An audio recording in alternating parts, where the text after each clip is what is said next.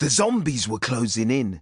There must have been at least 1,000 of them, and the sound of their low, anguished moans followed me.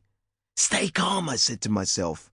But as I turned the corner to find myself faced by a wall, a dead end, I knew that really wasn't going to be easy. I had to act, and act fast. I took a deep breath and focused. A moment later, I felt a familiar surge of energy from my chair. We were one, pulsating and humming with power. Suddenly, I took off. I freewheeled straight up to the top of the wall in the chair, then somersaulted backwards. I came down onto the heads of the approaching zombies and proceeded to bounce off them, splattering them one by one, as if I was in some sort of horrific pinball machine. Bang, bang, bang, bang! Ring, ring! Oh! I opened my eyes groggily. Was this part of the dream? Bang, bang, bang, bang! Ring, ring, ring!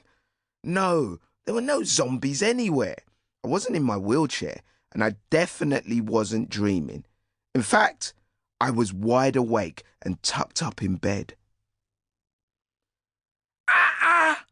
Who is banging on our door at this time on a Sunday morning? I heard Dad shout as he hurried down the stairs. This had better be important. My dad was born in a place called Ogun State in southwestern Nigeria. Mum says the locals there are like the Bristolians of Nigeria because they have very strong accents.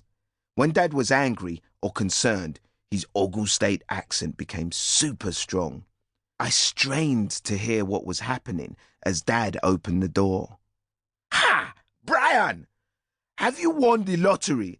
Is that why you are banging on our door like a madman? Well, actually, no. Well, yes, but, can I see Ade, please, Mr. Adepitan?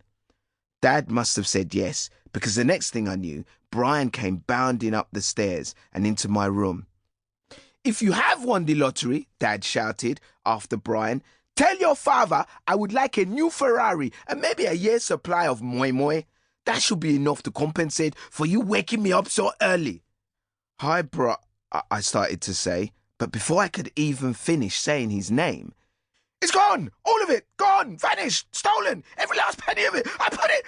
Whoa, Brian! Stop! Take a deep breath. What are you talking about?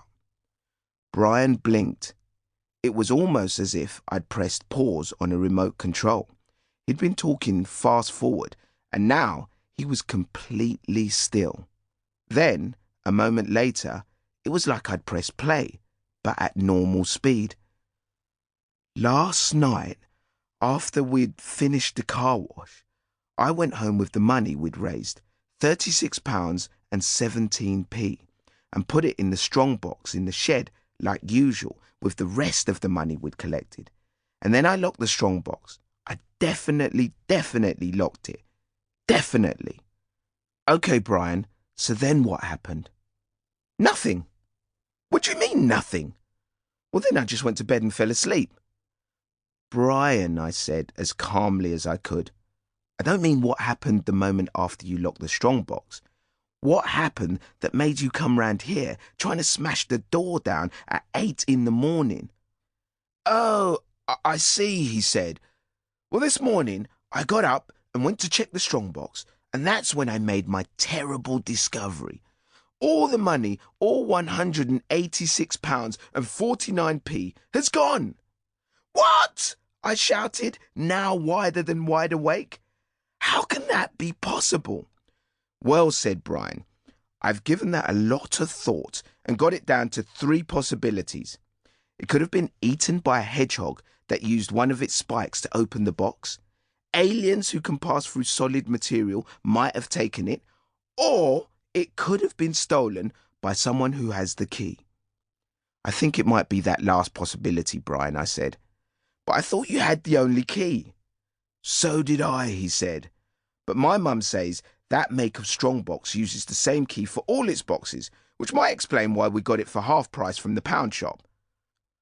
All the money? I exclaimed as the news began to sink in. All the money. This is terrible. Yes, said Brian, but there's something else. What? I felt like a punch bag that had just had all the air whacked out of it. It might be best if you see for yourself, Addy.